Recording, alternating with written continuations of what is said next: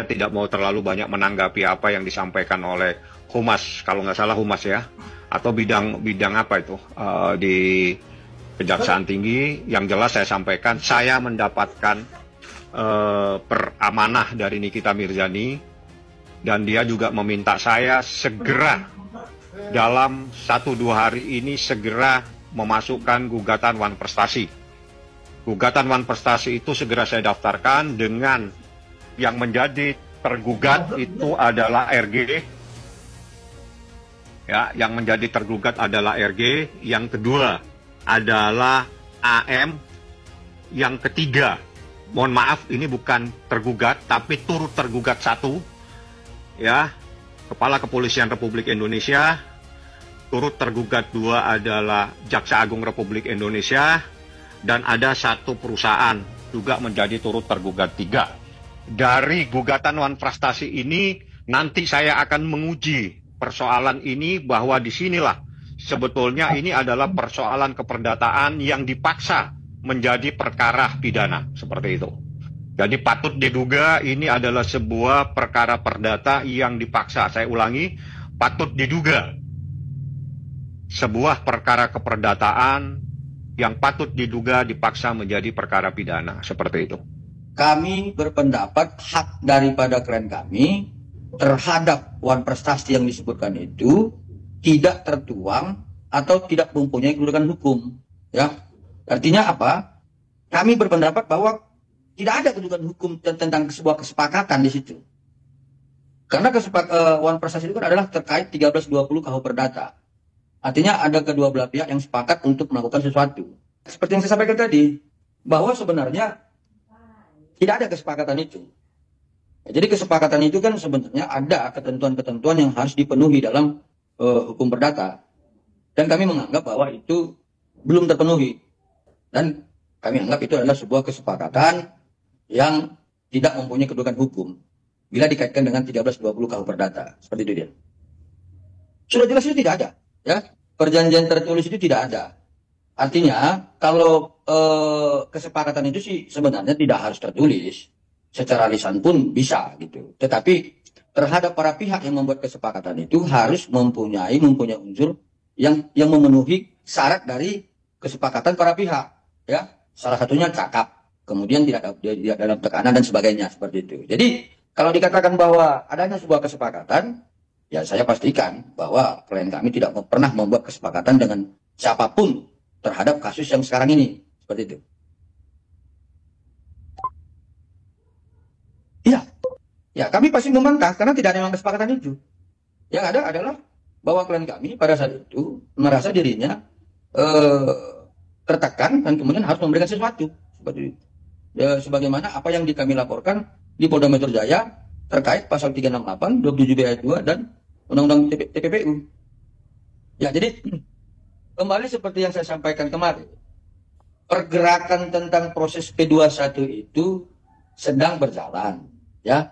Artinya ada ketentuan-ketentuan di dalam hukum acara yang harus dipenuhi. Ya, menuju P21 memang ada syarat kelengkapan berkas dengan kode P19.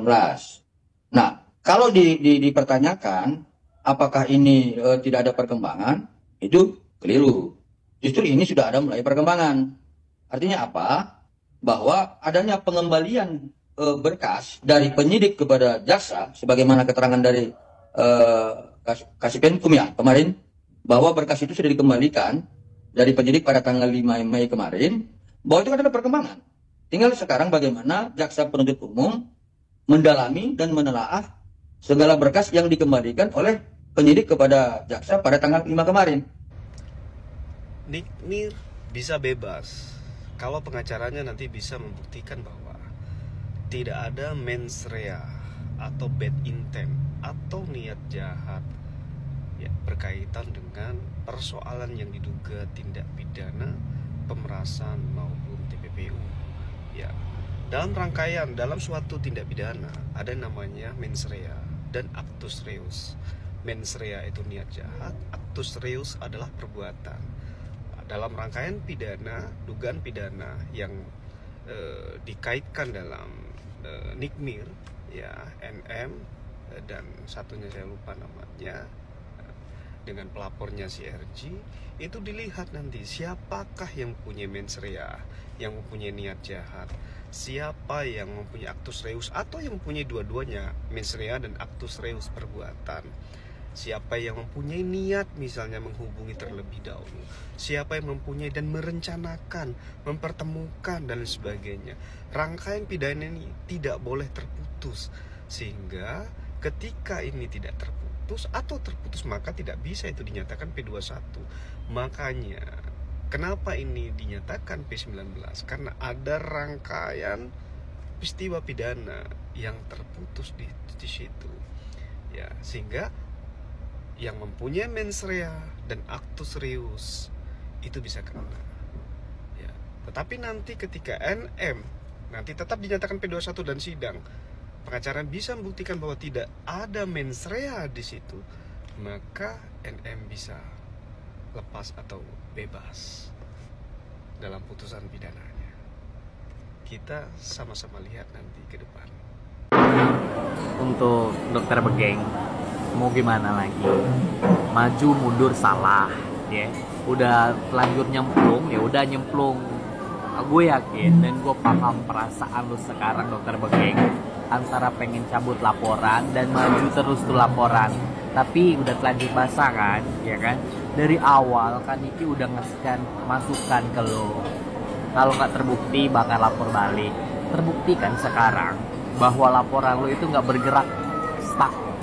P19, P21 aja belum, mau gimana mau 20 tahun. Teruntuk para sirkus ya, terutama anak durhaka, stop manas-manasin orang. Lihat no dokter Gladys sekarang kan lagi kena batunya. Makanya sekarang buat dokter Begeng ya, lebih baik ambil tindakan damai aja. Tapi udah terlanjur banget ya, nggak mungkin kan Iki mau damai. Selamat menikmati. Berita terbaru soal perkembangan kasus dugaan pemerasan Nikita Mirzani yang diungkap dari pihak kejaksaan cukup menarik. Mari kita simak terlebih dahulu nih cuplikan dari pernyataan pihak kejaksaan. Kalau sudah dipenuhi itu harus dilakukan lagi Pak? Banyak hal ya, kan sangkaan pasalnya itu ada 3 jenis ya. 3 itu ada pemerasan, PPU juga. Nah itu simultan, artinya linear dengan alat-alat bukti yang diajukan di perkara itu harus memenuhi unsur-unsur pasal dimaksud. Tidak bisa misalkan ini terbukti pemerasannya terbukti, kan harus juga pasal yang lain sempurna ya. Kemudian nanti kan tanggapannya kita di majelis tadi. Nah, dari pernyataan tersebut kita bisa melihat ya bahwa jaksa masih berada pada tahap menilai kembali kelengkapan berkas dari penyidik, baik itu secara formil maupun secara material. Tentu ini adalah bagian penting dari sistem peradilan pidana, di mana penuntut umum memang harus benar-benar memastikan guys bahwa setiap unsur dari pasal yang disangkakan dapat dibuktikan secara sah dan tentu saja meyakinkan. Namun mari kita cermati secara lebih kritis ya. Dalam kasus ini kan ada 3 pasal yang disangkakan. Pasal 368 KUHP tentang pemerasan dengan ancaman kekerasan. Kemudian pasal 27B ayat 2 Undang-Undang Nomor 1 Tahun 2024 tentang perubahan kedua Undang-Undang ITE dan tindak pidana pencucian uang atau TPPU. Nah, yang paling menarik di sini pihak kejaksaan mengatakan bahwa ketiganya tersebut terjadi secara simultan, artinya terjadi secara bersama-sama tindak pidananya. Kemudian alat buktinya haruslah linear, artinya alat bukti dan pasal-pasal yang disangkakan itu harus sesuai. Ini justru menimbulkan pertanyaan tersendiri ya guys. Apakah sejak awal proses penyidikan memang diarahkan secara terstruktur ya untuk menjerat ketiganya secara bersamaan, ataukah ada tumpang tindih penerapan pasal yang sebetulnya bisa disederhanakan? Nah, dalam realita lapangan guys, saya memahami betul bahwa proses menuju P21 itu cenderung memakan waktu. Maka saya tidak dalam posisi mengkritik lamanya waktu tersebut ya, apalagi jika penahanannya masih sesuai dengan koridor hukum. Namun kritik saya justru berada pada penerapan pasalnya, karena pasal 368 KUHP adalah pidana umum guys, bukan pidana khusus yang tergolong extraordinary crime. Maksudnya extraordinary crime itu pidana luar biasa seperti korupsi, kemudian narkotika dan terorisme. Seharusnya sih tidak memerlukan pembuktian yang serumit itu ya. jika memang unsurnya terpenuhi secara jelas. Jadi guys, sebagai netizen yang mengikuti kasus ini secara saksama, saya justru bertanya-tanya, apakah tepat pemaksaan pasal pemerasan dengan ancaman kekerasan diterapkan dalam perkara ini? Karena jujur saja ya, dari proses awal hingga terjadinya komunikasi, negosiasi, hingga pembayaran, semuanya menurut hemat saya tampak berlangsung tidak dalam kondisi tekanan atau spontanitas. Saya tidak mengatakan bahwa unsur pidana dalam kasus ini nihil atau tidak ada ya. Tapi dalam kacamata saya, penerapan pasalnya terasa berlebihan, bahkan bisa dikatakan hiperbolik.